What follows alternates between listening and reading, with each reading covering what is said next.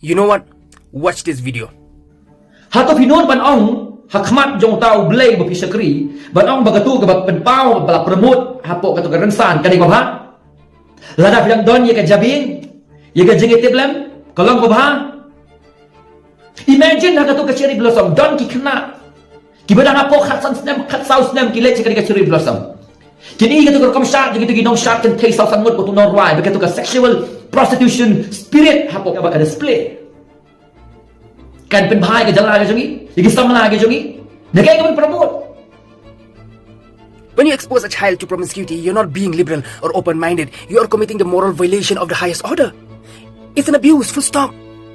You're dragging the child on from soul into the realms of adult chaos, where desire is unbounded, where meanings collapse into impulses, where the sacred is marked by the trivial. A child cannot metabolize that kind of disorder. It scares them. It fractures their capacity for trust, for purity, for order, maturity. And let me be brutally honest. Any society that tolerates this kind of rotting from within corrupts the child. And it's not a slip. It's a calculated betrayal.